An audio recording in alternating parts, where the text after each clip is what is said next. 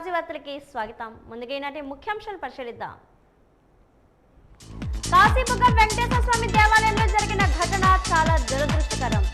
రాష్ట్ర ప్రభుత్వం మృతుల కుటుంబాలను ఆదుకుంటుందన్న విజయనగరం శాసనసభ్యురాలు పుష్పాటి అదితి గజరాజు.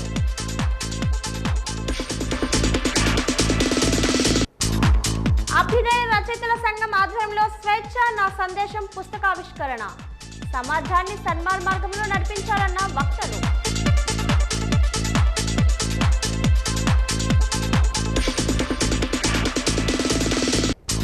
మంతా తుఫాన్ ప్రభావిత బాధితులను ప్రభుత్వం ఆదుకోవాలి. అంచనాలను తయారు చేయాలని డిమాండ్ చేసిన సిపిఎం జిల్లా కార్యదర్శి తమ్మినేని సూర్యనారాయణ.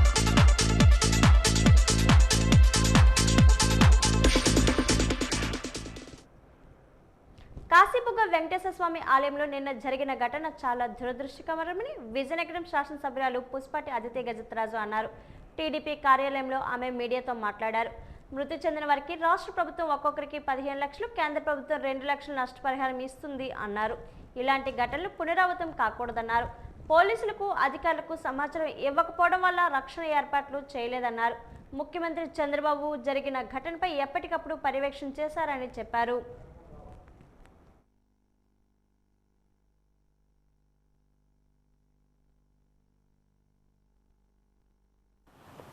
ఒక బాధాకరమైన ఇన్సిడెంట్, అన్ఫార్చునేట్ ఇన్సిడెంట్ ఒకటి జరిగింది. కాశీబుగ్గ టెంపుల్లో ఒక స్టాంపీడ్ జరిగి 9 మంది మృతి చెందారు. అయితే అక్కడ కొద్దిగా ఒక ప్రైవేట్ టెంపుల్ అది. అయితే అంతమంది క్రౌడ్ అనేది వాళ్ళ ప్రిపేర్డ్ లేరు. అంత క్రౌడ్కి వాళ్ళ ఎక్స్పెక్టేషన్ కూడా లేదనమాట. నిన్న ఏకాదశి అవటం వలన వాళ్ళు ఎక్కడైతే ఒక మనిషిని ఎక్స్పెక్ట్ చేశారో 10 మంది వచ్చారు. సో వాళ్ళు అబ్సల్యూట్గా ప్రిపేర్డ్ లేరు దీనికోసం. అది ఒకటి. ప్లస్ వాళ్ళు ప్రైవేట్ టెంపుల్ వాళ్ళు అధికారులు కూడా తెలియపరచలేదన్నమాట. ఇంత క్రౌడ్ని ఎక్స్పెక్ట్ చేస్తున్నాం, ఇంతమంది వస్తారని వాళ్ళు తెలియపరచలేదు. సో ఈ రెండు జరగటం వలన అది కూడా వాళ్ళు ఒక టెంపుల్స్ కోసం మామూలుగా క్రౌడ్ ఉన్న రోజు అనేది బ్యారికేడ్స్ వేయటం ఇటువంటి అన్నీ ముందు ప్రిపేర్డ్నెస్తో జరుగుతాయి. అయితే ఈ బ్యారికేడ్స్ ఇవన్నీ కూడా సరైన స్థాయిలో వేయకుండా వేయలేదు కనుక ఇటువంటివి జరిగినాయి. మామూలుగా మనం చూస్తుంటే ఎక్కువ క్రౌడ్ ఉన్నప్పుడు బ్యారికేడ్స్ వేసినప్పుడు మనం ఇక్కడ అమ్మవారి పండుగ కానివ్వండి అలాగా మనం మినిమం అది గ్రౌండ్లోకి ఒక 6 to 8 feet లోపల వెళ్ళాలి. కానీ అక్కడ ఓన్లీ 2 inches లోపలికి వెళ్ళింది. మినిమం 6 to 8 inches లోపలికి వెళ్ళాలి. అయితే ఈ 2 inches లోపల అవి ఈజీగా బ్యారికేడ్స్ అనేది క్రౌడ్ ఎక్కువ ఉంటే పడిపోతాయి. సో ఆ విధంగా జరిగి ఒక స్టాంపీడ్ అనేది జరిగింది. అయితే ఒక బాధాకరమైన ఇన్సిడెంట్. కానీ ఎంత ఈ ఇన్సిడెంట్ జరిగినప్పటికీ కూడా ముఖ్యమంత్రి గారు అలాగే లోకేష్ గారు వెంటనే వచ్చి ఇక్కడ అన్నీ పరిశీలించి ఏమి చేయాలో నెక్స్ట్ టైం ఏ విధంగా ఇది జరగకుండా చూడాలనేది ప్రణాళికలు వేస్తూ ఉన్నారు. అదేవిధంగా మృతి చెందిన వాళ్ళకి వాళ్ళ కుటుంబాలకి 15 lakhs గవర్నమెంట్ నుంచి, మన స్టేట్ గవర్నమెంట్ నుంచి 2 lakhs సెంట్రల్ గవర్నమెంట్ నుంచి, రెండు కలిపి కూడా 17 lakhs అనేది ఇవ్వటం జరుగుతుంది. అదేవిధంగా ఎవరికైతే ఎఫెక్టెడ్ పీపుల్ అంటే వాళ్ళకి దెబ్బలు తగిలి హాస్పిటలైజ్ అయ్యి ఇటువంటి జరిగిన వాళ్ళకు కూడా 3 లక్షలు స్టేట్ గవర్నమెంట్ నుంచి, 50,000 సెంట్రల్ గవర్నమెంట్ నుంచి, రెండు కలిపి కూడా 3,50,000 3,50,000 అనేది అనౌన్స్మెంట్ చేశారు. అయితే ఇవన్నీ కూడా ఇప్పుడు జరుగుతూ ఉంటాయి. అది కూడా నెక్స్ట్ మళ్ళీ ఇటువంటి ఇన్సిడెంట్ జరగకుండా ఉండాలంటే ఏ విధంగా చేయాలనేది అందరు కూడా క్యాబినెట్ మీటింగ్ పెట్టుకొని ఇటువంటి రోజుల కోసం ప్రత్యేకంగా ప్రైవేట్ టెంపుల్స్ అవనియండి లేకపోతే ఎండోమెంట్స్ కింద ఉన్నటువంటి టెంపుల్స్కి ఒక విధానాలు అనేది తయారు చేయటానికి వాళ్ళు ఒక ప్లాన్లు అనేది వేస్తూ ఉన్నారు. అభ్యుదయ రచయితల సంఘం ఆధ్వర్యంలో జిల్లా పరిషత్లోని స్వేచ్ఛ నా సందేశం అనే పుస్తకాన్ని ఆవిష్కరించారు. రచయిత డాక్టర్ జీవీఎస్ జైపాల్రావు పుస్తకాన్ని రచించారు. ఈ సందర్భంగా ఆయన మాట్లాడుతూ సమాజం అభివృద్ధి వైపు అడుగులు వేస్తుంది, కానీ నైతిక విలువలు మరుగున పడిపోతున్నాయి అన్నారు. స్వేచ్ఛ నా సందేశం పుస్తకంలోని అనేక అంశాలు ఇమిడీకృతం ఉన్నాయని చెప్పారు. సామాజిక అంశాలపై దృష్టి సారించాలన్నారు. మూఢనమ్మకాలను విడనాడాలన్నారు. దేశం ఒక మతం, ఒక కులం చేతిలో ఉండిపోకుండా ఐక్యంగా ఉండడానికి యువత పోరాటం చేయాలన్నారు. ఈ కార్యక్రమంలో జిఎల్ చలం, గండేటి గౌర్నాయుడు, బిక్కి కృష్ణ తదితరులు పాల్గొన్నారు.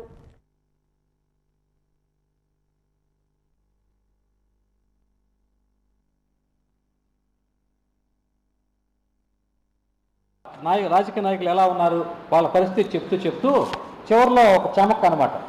నా చిన్నప్పుడు ఒక్కరినే రబ్బర్ స్టాంప్ అనేవారు.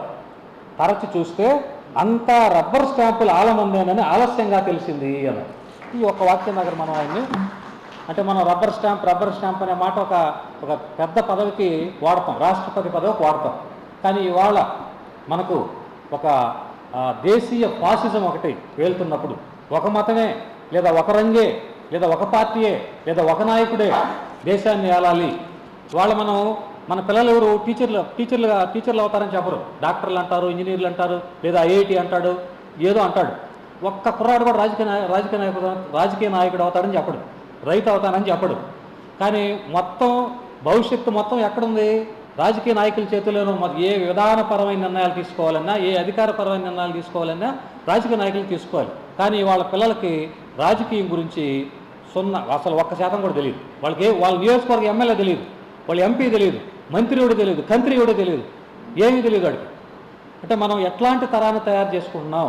ఇట్లాంటి తరం తయారు చేసుకోవడం పట్ల కూడా జైపాలరావు గారు కాస్త కలతని, దిగులుని ఈ కవితా సంపుటిలో ఆయన చెప్తారు. ఉగాది వస్తే మనం ఏం చేస్తామంటే, ఉగాది రాగానే ఉగాది పచ్చడి మనకు తెలుసు, ఆమని, కోయిల ఇవి తెలుసు. అయితే మనం తెలుగు సాహిత్యంలో ఇవాళ గమనించాల్సిన మరొక ముఖ్యమైన అంశం ఏంటంటే, వాళ్ళు చాలామంది లేదంటే పూల పరిమళాలు, ఆమనులు, వసంతాలు, చందమామలు రాస్తున్న సందర్భంలో ఒక్క ఉత్తరాంధ్ర మాత్రమే నిప్పు రవ్వల్ని వెదజల్లుతుంది. ఒక ఉత్తరాంధ్ర నుంచి మాత్రమే నిప్పు రవ్వలు, అగ్ని కణాలను వెదజల్లేటువంటి కవిత్వం ఒక ఉత్తరాంధ్రలోనే ఉంది. పోతులూరు వీరబ్రహ్మేంద్ర స్వామి సమాజానికి మార్గాన్ని చూపారని కార్పొరేటర్ ఎం శ్రీనివాసరావు, ఓంకార ఆచార్య తెలిపారు. పోతులూరు వీరబ్రహ్మేంద్ర స్వామి జయంతి వేడుకలను వీఎంసీ కార్యాలయం ఎదుట ఉన్న వీరబ్రహ్మేంద్ర స్వామి విగ్రహం వద్ద ఘనంగా నిర్వహించారు. విగ్రహానికి పూలమాలలు వేసి వీరబ్రహ్మేంద్ర స్వామికి ఘన నివాళులు అర్పించారు. ప్రతి ఏడాది వీరబ్రహ్మేంద్ర స్వామి జయంతి ఉత్సవాన్ని నిర్వహించుకోవడం జరుగుతుందన్నారు. పౌర్ణమి రోజు ప్రత్యేక పూజలు చేయడం జరుగుతుంది అని అన్నారు.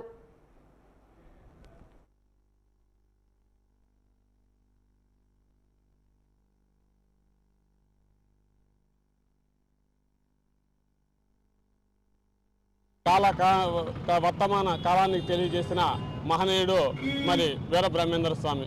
వీరభద్రేంద్ర స్వామి గారు ఏది చెప్తే అది తప్పనిసరిగా జరిగాయి కనుకనే మనందరం కూడా మరి అందరికీ దేవుడు వీరబ్రహ్మేంద్ర స్వామి.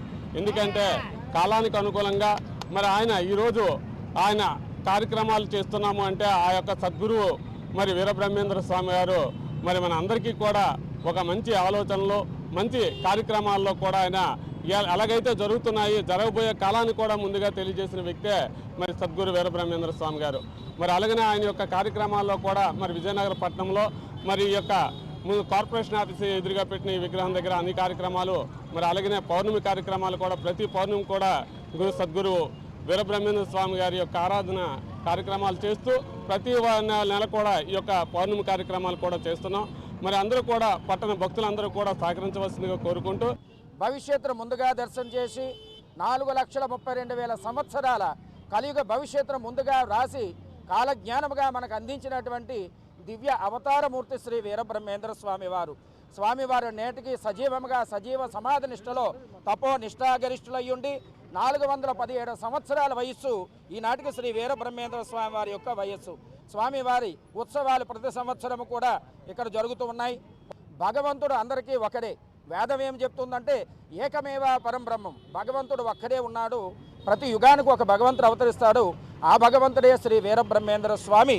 సర్వే జన సుగుణో భవంతు, లోకా సమస్తాన్ సన్మంగళాని భవంతు. లోక్సత్తా రాష్ట్ర అధ్యక్షుడిగా బీసెట్టి బాబ్జీ నియమించబడంతో పలు స్వచ్ఛంద సంస్థలు సైనిక్ ఆధ్వర్యంలో కనపాక యూత్ హాస్టల్లో అభినందన కార్యక్రమాన్ని నిర్వహించారు. బీసెట్టి బాబ్జీని స్వచ్ఛంద సంస్థల సమైక్య ఆధ్వర్యంలో ఘనంగా సన్మానించాయి. బీసెట్టి బాబ్జీ చేసిన సేవలను కొనియాడారు. ఈ సందర్భంగా బీసెట్టి బాబ్జీ మాట్లాడుతూ తనపై నమ్మకం ఉంచి రాష్ట్ర అధ్యక్షుడిగా నియమించినందుకు కృతజ్ఞతలు తెలియజేశారు. ప్రజల పక్షాన ప్రజల సమస్యలపై పైన ఉద్యమం చేశామన్నారు. ఈ కార్యక్రమంలో జనసేన పార్టీ చీపురుపల్లి మండలం అధ్యక్షుడు విసినిగిరి శ్రీను, తూర్పుకాపు సంక్షేమ సంఘం రాష్ట్ర ప్రధాన కార్యదర్శి T Rajarao, working president east T Srinivasarao, T Rammohan Rao, M Gopi తదితరులు పాల్గొన్నారు.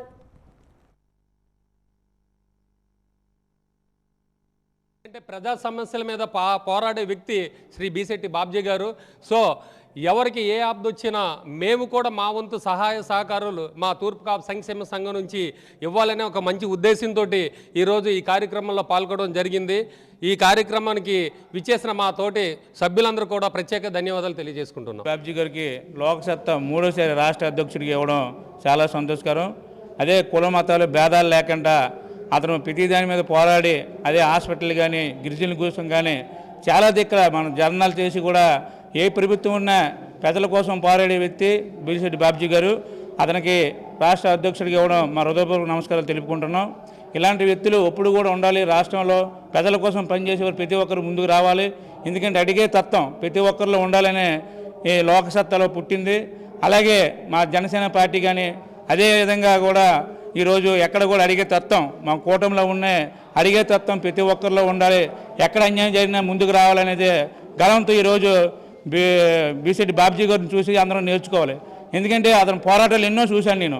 ఫస్ట్ ఇలాంటి మిత్రులతో ఇలాంటి అత్యంత ఆత్మీయులతో ఆ రోజు నుంచి పనిచేస్తాం.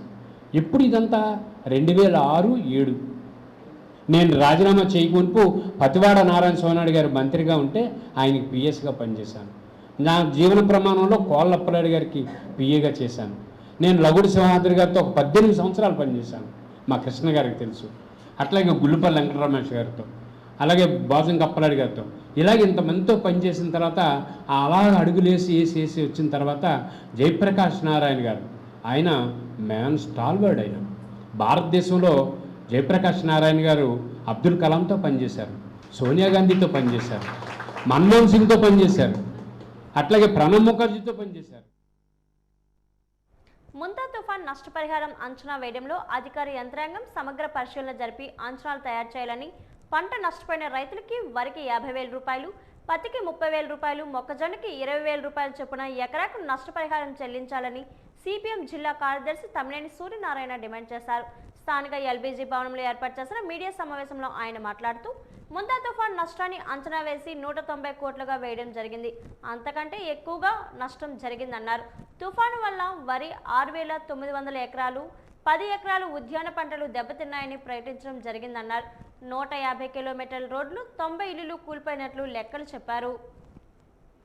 పేదలకు కానీ ఇల్లు కూలిపోయిన వాళ్ళకి కానీ ఇతరత్ర నష్టం జరిగిన రైతులకి రైతాంగం ఈరోజు పత్తికి చెప్తున్నాడు. రామభద్రపురంలో ఒక ఆయన చెప్తున్నాడు 30,000 పెట్టుబడి పెట్టాడు, ఎకరా 30,000 పెట్టాడు, 3 ఎకరాలు 90,000 అయింది, నాకు వచ్చేది కనీసం 20,000 కూడా రాదు. అంటే ఈ రకంగా మొత్తం అంతా డ్యామేజ్ అయిపోయింది. ఈ రకంగా రైతులు మనం కదిలిస్తే ఆ బాధలు చాలా అధికంగా ఉన్నాయి. అందుకని సమగ్రమైన పరిశీలన అధికారులు బృందం, వ్యవసాయ శాఖ, R&B శాఖ, జలవనరుల శాఖ వీళ్ళందరూ కూడా పర్యటించినప్పుడు ఆ రకంగా కలవట్లు ఎక్కడ పోయినాయి, దాని మీద వెంటనే చర్యలు తీసుకోవాలి. రైతులకు ఎక్కడ నష్టం జరిగింది, ఉద్యానవన పంటలకు ఎక్కడ జరిగింది అనేది మరింత పరిశీలన, సమగ్రమైన పరిశీలన చేయాలి. ఇప్పుడు జరిగింది పైపైన జరిగింది అనేది మా యొక్క ఆరోపణ. అందుకే పైపైన చేయడం కంటి తురుపు చర్యలు కాదు. మీరు తక్షణమే వాళ్ళని ఆదుకోవడానికి సమగ్రమైన దర్యాప్తు జరిపి ఎకరాకి 50,000 రూపాయలు పెట్టుబడి అయింది వరికి, మరి దీనికి 30,000 40,000 పత్తికి అవుతుంది, మొక్కజొన్నకు అవుతుంది. కాబట్టి ఆ రకంగా నష్టపరిహారం ఏ మోతాదులో ఇవ్వగలుగుతారు ఏమిటని చెప్పాలి. కొంతమంది 10,000, 15,000, 20,000 అంటారు. వరికి 50,000 ఇవ్వాలి, పత్తికి 40,000 ఇవ్వాలి, మొక్కజొన్నకి 20,000 ఇవ్వాలి. ఈ రకంగా డిమాండ్ పెడుతున్నాం, అడుగుతున్నాం. మేమేమడిగినా అధికారులు పరిశీలించి రైతుకి నష్టం జరగకుండా చేస్తారని ఆశిస్తున్నాం. లేకపోతే నష్టపోయే రైతులతో భవిష్యత్తులో అందరిని ఏకం చేసి పోరాడాల్సిన అవసరం ఉంది. ఆ రకంగా పోరాడతామని చెప్పేసి రైతుల్ని ఆదుకోవాలని చెప్పేసి జిల్లా కలెక్టర్కి, యంత్రాంగానికి సిపిఎం పార్టీ విజ్ఞప్తి చేస్తాం. ఈ నెల 7, 8, 9 తేదీల్లో కర్నూలులో జరగబోయే రాష్ట్ర స్థాయి కబడ్డీ పోటీలకు బాలురు, బాలికలు విభాగాలు చెందిన కబడ్డీ జట్లు ఎంపిక పోటీలను దాసనపేట ప్రభుత్వ బాలికల ఉన్నత పాఠశాలలో ఈరోజు నిర్వహించారు. కబడ్డీ అసోసియేషన్ చైర్మన్ ఐవిపి రాజు, అధ్యక్షుడు రంగారావు ధరాన్ ఆధ్వర్యంలో ఆర్గనైజింగ్ సెక్రటరీ ఎన్ లక్ష్మణరావు ఎంపిక పోటీలు చేపట్టారు. ప్రతిభ కనబర్చిన 14 మంది బాలురు 14 మంది బాలికలు ఎంపిక చేసి రాష్ట్ర స్థాయి పోటీలకు పంపించనున్నారు.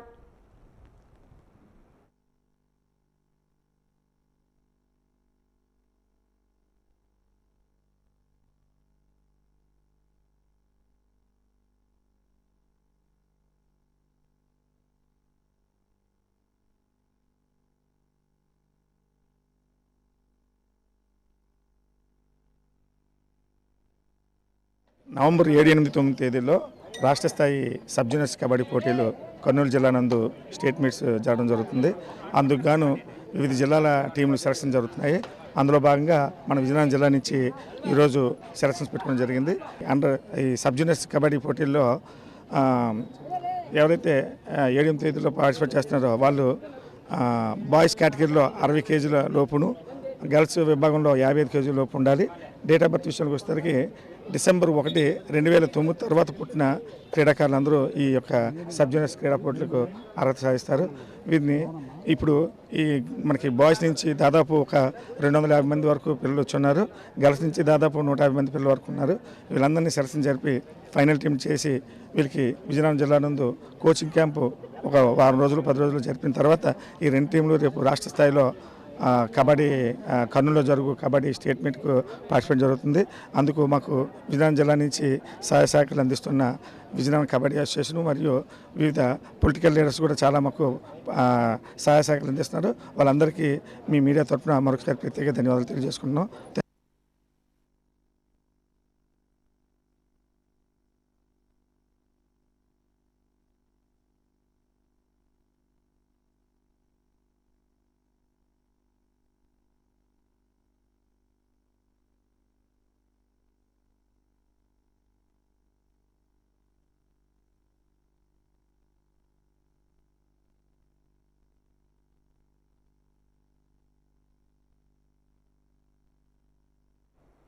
రాష్ట్ర స్థాయి రెజ్లింగ్ హ్యాండ్బాల్ పోటీలకు విజయనగరం జిల్లాకు సంబంధించి క్రీడాకారులు ఈ రోజు పయనమయ్యారు. ఈ సందర్భంగా స్కూల్ గేమ్స్ ఫెడరేషన్ కార్యదర్శి గోపాల్ మాట్లాడుతూ అండర్ 14, 17 ఎన్టీఆర్ జిల్లాలో రెజ్లింగ్ పోటీలు, అండర్ 17 హ్యాండ్బాల్ పోటీలు తెనాలిలో జరగనున్నాయని, వాటికి సంబంధించిన క్రీడాకారులు ఈ రోజు విజయనగరం నుంచి పయనం అవుతున్నారని తెలిపారు. జిల్లాకు మంచి పేరు ప్రఖ్యాతులు తీసుకొని రావాలని ఆకాంక్షించారు. ఇప్పటికే రాష్ట్ర స్థాయి బాక్సింగ్, టైక్వెండో పోటీల్లో జిల్లా క్రీడాకారులు పతకాలు సాధించారని అన్నారు. ఈ కార్యక్రమంలో స్కూల్ గేమ్ ఫెడరేషన్ కార్యదర్శి విజయలక్ష్మి తదితరులు పాల్గొన్నారు.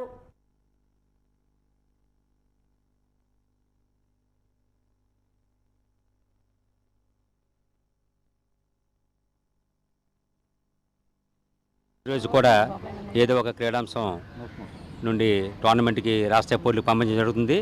అదేవిధంగా ఈరోజు అండర్ 17 స్విమ్మింగ్ నర్సరావుపేట వెళ్ళడం జరిగింది. ఈరోజు ఇప్పుడు సాయంత్రం అండర్ 14, 17 రెజ్లింగ్ జడ్పీఐ స్కూల్ ఉన్న కృష్ణా జిల్లాలో, ఎన్టీఆర్ జిల్లాలో పంపించడం జరుగుతుంది. అదేవిధంగా అండర్ 17 హ్యాండ్బాల్ తెనాలిలో జరగబోయే రాష్ట్ర పోటీలకి మన విజయనగరం జిల్లా నుండి ఈ టీములు పంపించడం జరుగుతుంది. అదేవిధంగా ముందు నుండి పంపించిన టీముల్లో కూడా బాక్సింగ్ అనగా, టైక్వాండో అనగా అనేక పథకాలు జరిగింది. ఈరోజు జరుగుతున్న టైక్వాండో పోటీలు కూడా సుమారు 10 పథకాలు మన విజయనగరం జిల్లాకి వచ్చాయి. ఈరోజు మంచి టీములు ఎంపిక చేయడం జరుగుతుంది. అలాగే మా school game secretary Vijayalakshmi madam గారు, మా వ్యాయామ ఉపాధ్యాయుల సహకారంతో ఇంతవరకు జరిగిన ఎంపికలు అయితేనేమి, రాష్ట్ర పోటీలకి వెళ్ళడం ప్రయాణించడంలో కానీ మంచి ప్రతిభ కనబరిచి మన జిల్లాకు ఎక్కువ పథకాలు తేవడం జరుగుతుంది.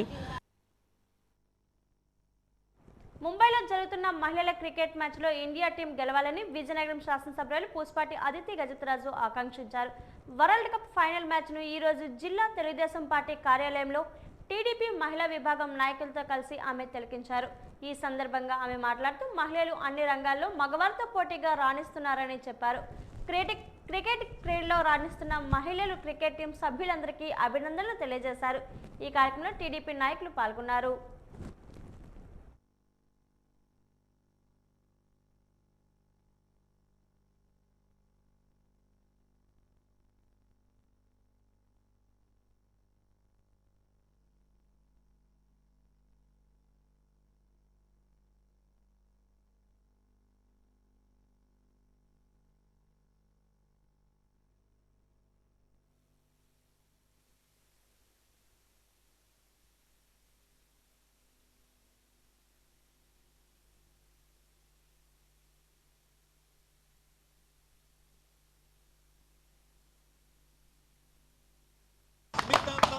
నుంచి బెస్ట్ థింగ్ ఏంటంటే షుగర్ వెళ్ళలేదు.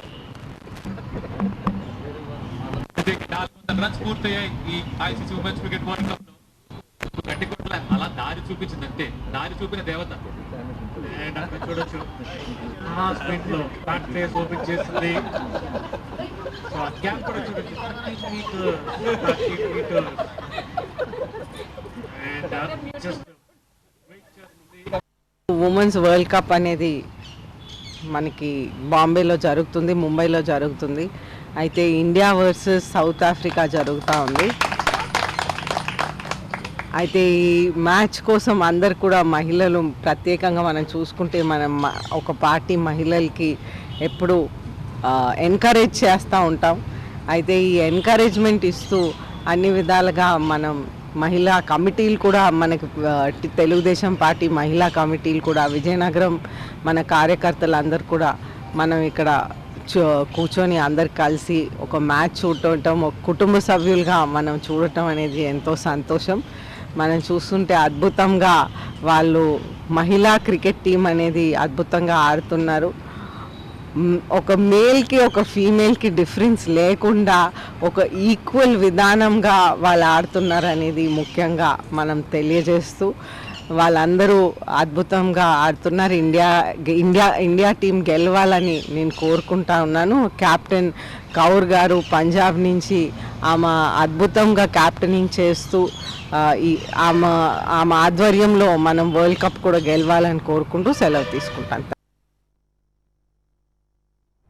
విశాఖలో ఈ మధ్య జరిగిన వెయిట్ లిఫ్టింగ్ పోటీల్లో విజయనగరం జిల్లా క్రీడాకారులు సత్తా చాటారు. మొత్తం 4 గోల్డ్ మెడల్లు, 4 సిల్వర్ పతకాలు కైవసం చేసుకున్నారు. ప్రతిభ కనబర్చిన క్రీడాకారులు విజయనగరం శాసనసభ్యురాలు పుష్పాటి అదితి గజత్రాజు ఈరోజు టీడీపీ కార్యాలయంలో అభినందించారు. ఈ సందర్భంగా వెయిట్ లిఫ్టింగ్ కోచ్ వి శ్రీనివాసరావు మాట్లాడుతూ విజయనగరం జిల్లాకు మంచి పేరు ప్రఖ్యాతులు వెయిట్ లిఫ్టింగ్ క్రీడాకారులు తీసుకొని వస్తున్నారని అన్నారు. జాతీయ, అంతర్జాతీయ స్థాయిలో క్రీడాకారులు ఇంకా బాగా రాణించాలన్నారు. ఈ కార్యక్రమంలో కోచ్ చల్లరాము తదితరులు పాల్గొన్నారు.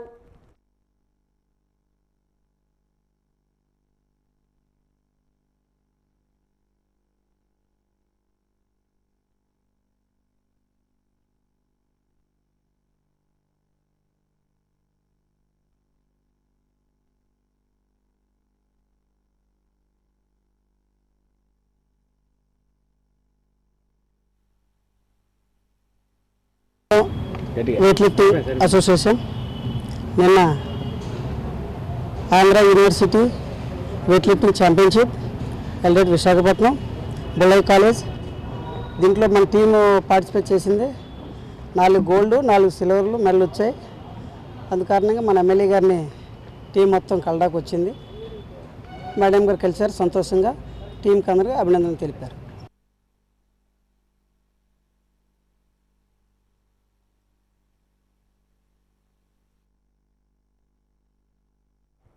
సిపిఎం పార్టీ నాయకత్వంలో వామపక్ష ప్రభుత్వం కేరళలో పేదరికం లేని రాష్ట్రం దేశానికి, ప్రపంచానికి మంచి సందేశాన్ని ఇచ్చిందని సిపిఎం పార్టీ జిల్లా కార్యవర్గ సభ్యులు పి శంకర్రావు అన్నారు.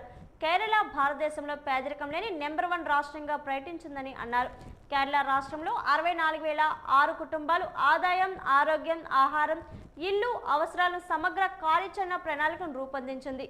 స్థానిక స్వపరిపాలన సంస్థలు, కుటుంబ శ్రీ లైఫ్ మిషన్, ఆరోగ్యం, ఇతర ప్రభుత్వ విభాగాల మద్దతులో దేశంలో పేదరికం లేని రాష్ట్రంగా అవతరించింది.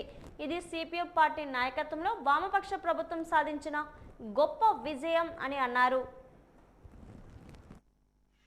పేదరికం లేని రాష్ట్రంగా ఆ ప్రభుత్వం ప్రకటించింది. అలాగే అంతర్జాతీయంగా పేదరికం పోవడానికి ఉండాల్సినటువంటి కనీస అవసరాలు ఏవైతే ఉన్నాయో అవి కేరళ ప్రభుత్వం ఈ 5 ఏళ్ల కాలంలో సిపిఎం పార్టీ నాయకత్వంలో వామపక్ష ప్రభుత్వం తీర్చింది.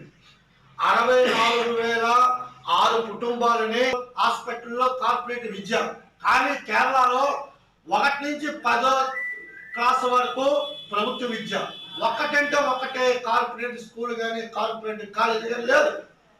అలాగే ఆరోగ్యానికి సంబంధించి పిఎస్సి స్థాయిలో గ్రామీణ ప్రాంతాల్లో ఉన్నటువంటి ప్రాథమిక హెల్త్ సెంటర్స్ ఏవైతే ఉన్నాయో ఆ ప్రాథమిక హెల్త్ సెంటర్స్ లో కూడా ఆపరేషన్స్ సైతం ఎండి డాక్టర్లు పెట్టి వైద్యం పేద ప్రజలకి అందరికీ అందిస్తున్నటువంటి ఓన్లీ వన్ రాష్ట్రం కేరళ.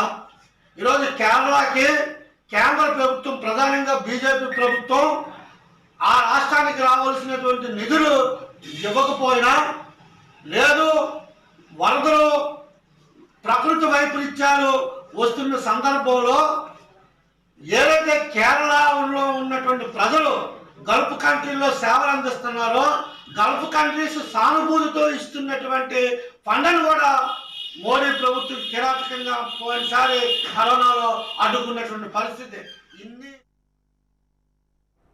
ఇటీవల విజయనగరం రైల్వే స్టేషన్లో పార్కింగ్ ఛార్జీలు పెంచడం వల్ల రోజువారీ ప్రయాణికులు చాలా ఇబ్బంది పడుతున్నారని ప్రయాణికులకు విజయనగరం శాసనసభ్యురాలు పుష్పాటి అదితి విజయలక్ష్మి గజత్రాజ్ దృష్టికి తీసుకురావడం జరిగింది. ఈ సమస్యను వాల్తేరు రైల్వే అధికారులైన సార్ డీసీఎం వారికి శాసనసభ్యురాలు పుష్పాటి అదితి విజయలక్ష్మి గజత్రాజ్ తీసుకువెళ్లడం జరిగింది. తదుపరి ఈ విషయంపై రైల్వే అధికారులు, కాంట్రాక్టర్లు సమన్వయంతో పార్కింగ్ ఛార్జీలు కొంతమేరకు తగ్గించడం జరిగింది. అందుచేత ప్రయాణికులు వచ్చి శాసనసభ్యురాలు పుష్పాటి అదితి విజయలక్ష్మి గజత్రాజ్ని కలిసి ధన్యవాదాలు తెలిపారు.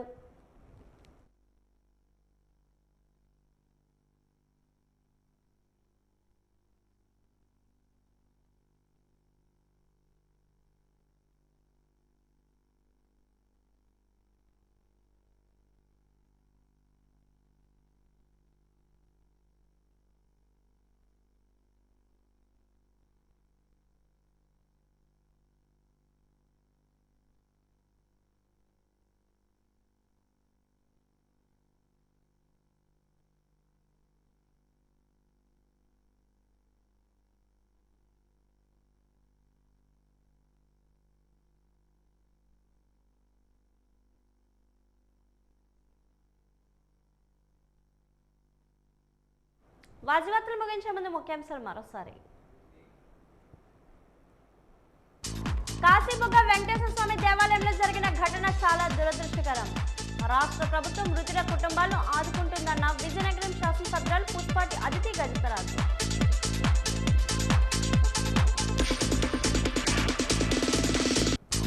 అభ్యుదయ రచయితల సంఘం ఆధ్వర్యంలో స్వేచ్ఛ నా సందేశం పుస్తకావిష్కరణ. సమాజాన్ని సన్మార్గంలో నడిపించాలన్న వక్తలు.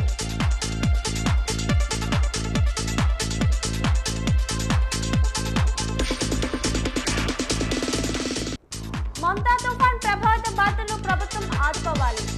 అంచనాలను తయారు చేయాలని డిమాండ్ చేస్తున్న సిపిఎం జిల్లా కార్యదర్శి తమ్మినేని సూర్యనారాయణ.